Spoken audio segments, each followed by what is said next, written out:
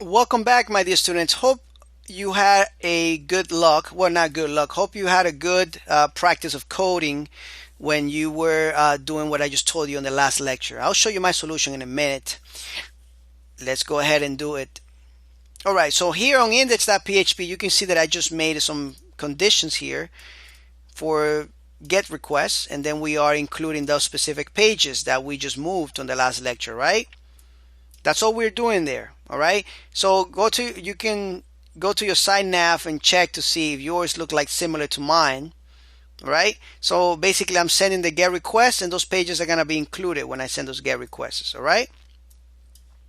All right, perfect. Now, also remember that you need to go, and I'm just going to go to this page right here and remove the header, all right, and replace it, and actually remove the whole thing here because you don't need, remember, if you go here, let's say, let me just give you an example. If I go to add product here, you can see that we have the margin problem here, the padding problem. That's because we are using the page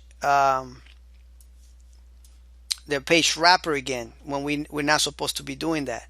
All right, so make sure that this pages, for example, this one here, we just need right here, we don't need the container fluid. We just take that off, and we'll take off this, and I left you a little space there on each page so that way you can know when to take it off. But just take everything off there and just leave the pieces of code that you're going to need for that specific page. All right, like that, and you come back here and you can see that now it makes sense, right? All right, so make sure you do that, pause the video and do that because my rest of the pages are good. All right, so go ahead and hopefully you did that. All right, so if you did, now let's talk about what we're going to be doing on the next lecture. What we're going to be doing on the next lecture is actually getting information from our table users.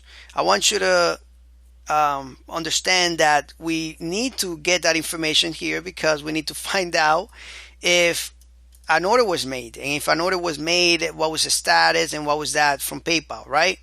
So here is where we're going to be putting that information.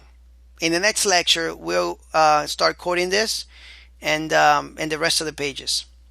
Thank you, and I'll see you then.